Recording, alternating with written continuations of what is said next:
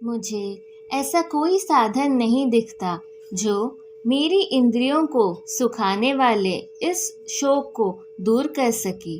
स्वर्ग पर देवताओं के अधिपत्य की तरह इस धन धान्य संपन्न सारी पृथ्वी पर निसंकट राज्य प्राप्त करके भी मैं इस शोक को दूर नहीं कर सकूंगा। तात्पर्य: यद्यपि अर्जुन धर्म तथा सदाचार के नियमों पर आधारित अनेक तर्क प्रस्तुत करता है, किंतु ऐसा प्रतीत होता है कि वह अपने गुरु भगवान श्री कृष्ण की सहायता के बिना अपनी असली समस्या को हल नहीं कर पा रहा।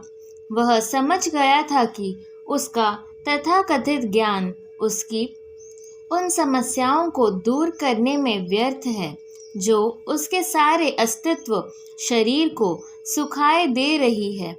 उसे इन उलझनों को भगवान कृष्ण जैसे आध्यात्मिक गुरु की सहायता के बिना हल कर पाना असंभव लग रहा था। शैक्षिक ज्ञान, विद्वता, उच्च पद, ये सब जीवन की समस्याओं का हल करने में व्यर्थ हैं। यदि कोई इसमें सहायता कर सकता है तो वह है एकमात्र गुरु।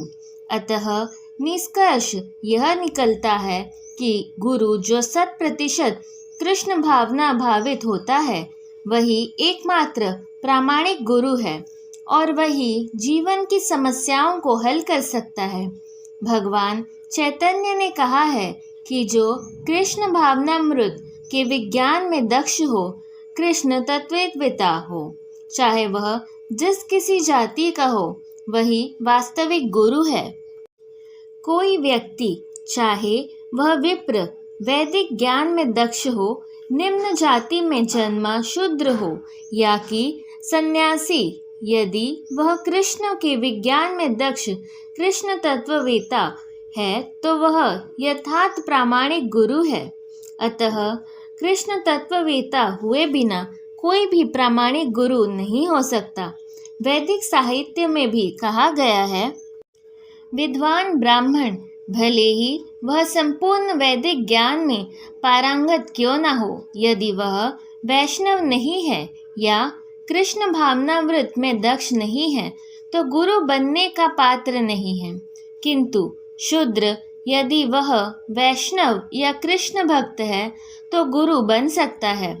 संसार की समस्याओं, जन्म, जरा, व्याधि तथा मृत्यु की निवृत्ति धन संचय तथा आर्थिक विकास में संभव नहीं है।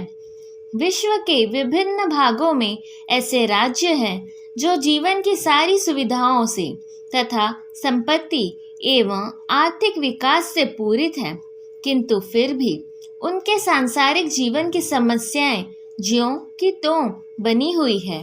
वे विभिन्न साधनों से शांति खोजते हैं, किंतु वास्तविक सुख उन्हें तभी मिल पाता है जब वे कृष्ण भावनामृत से युक्त कृष्ण के प्रामाणिक प्रतिनिधि के माध्यम से कृष्ण अथवा कृष्ण तत्वपूरक भगवद गीता तथा श्रीमद् भागवत के परामर्श को ग्रहण करते हैं। यदि आर्थिक विकास तथा भौतिक सुख किसी के पारिवारिक, सामाजिक, राष्ट्रीय या अंतर्राष्ट्रीय अवस्था से उत्पन्न हुए शोकों को दूर कर पाते तो अर्जुन यह न कहता कि पृथ्वी का अप्रतिम राज्य या स्वर्गलोक में देवताओं की सर्वोच्चता भी उसके शोकों को दूर नहीं कर सकती। इसलिए उसने कृष्ण भावनामृत का ही आश्रय ग्रहण किया और यही शांति तथा समरसता का उचित मार्ग है। आर्थिक विकास या विश्व आधिपत्य प्राकृतिक प्रलय द्वारा किसी भी क्षण समाप्त हो सकता है। यहाँ तक कि चंद्रलोक जैसे उच्च लोकों की यात्रा भी, जिसके लिए मनुष्य प्रत्यधीनशील, एक झटके में समाप्त हो सकता है। भगवद गीता इसकी पुष्टि करता है। जब पुण्य कर्मों के फल समाप्त हो जाते हैं तो मनुष्य सुख के शिखर से जीवन के निम्नतम स्तर पर गिर जाता है। इस तरह से विश्व के अनेक राजनीतिज्ञों का पतन हुआ है। ऐसा अधः पतन शोक का कारण बनता है। अतः यदि हम सदा के लिए शोक का निवारण चाहते हैं तो हमें कृष्ण की शरण ग्रहण करनी होगी, जिस तरह अर्जुन ने की। अर्जुन ने कृष्ण से प्रार्थना की कि वे उसकी समस्या का निश्चित समाधान कर दे, और यही कृष्ण भावनामृत की विधि है। संजय ने कहा, इस प्रकार कहने के बाद शत्रुओं का दमन करने वाला अर्जुन कृष्ण से बोला, हे गोविंद, मैं युद्ध नहीं करूँगा, और चुप हो गया।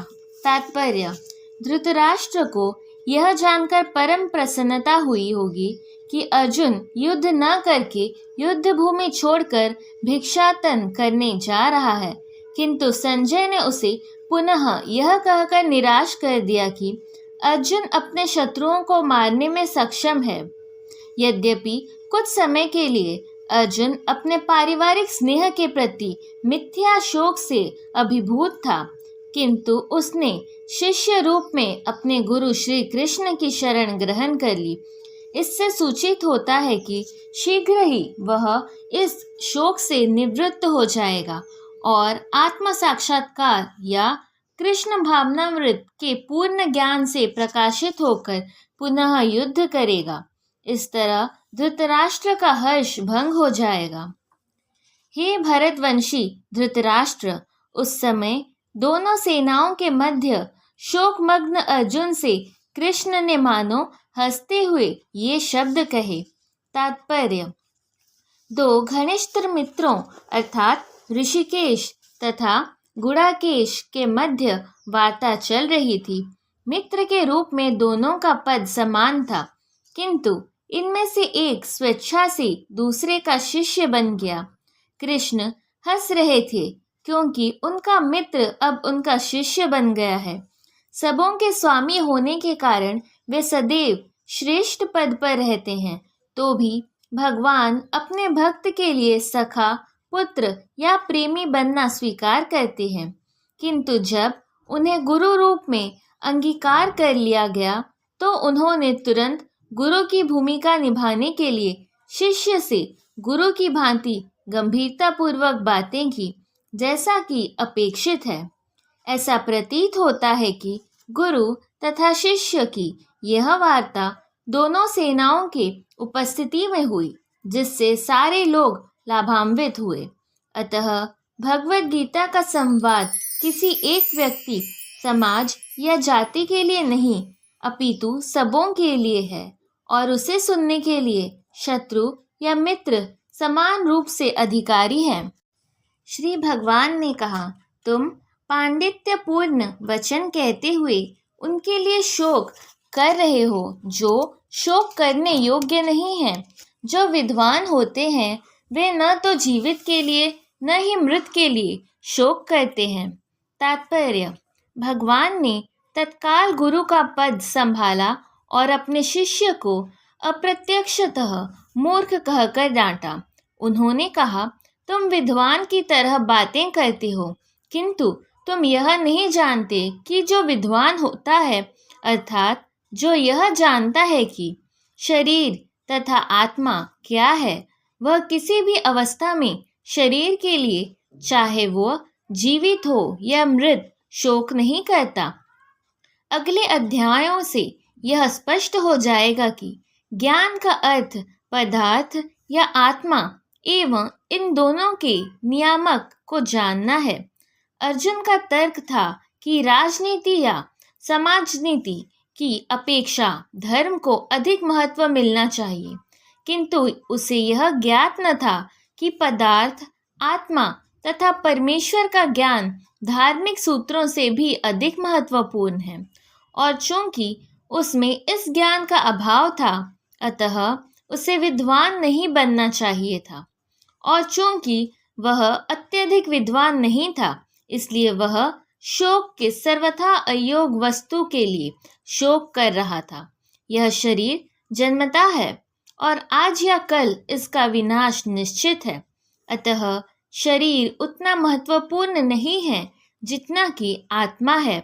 जो इस तथ्य को जानता है वही असली विद्वान है, और उसके लिए शोक का कोई कारण नहीं हो सकता।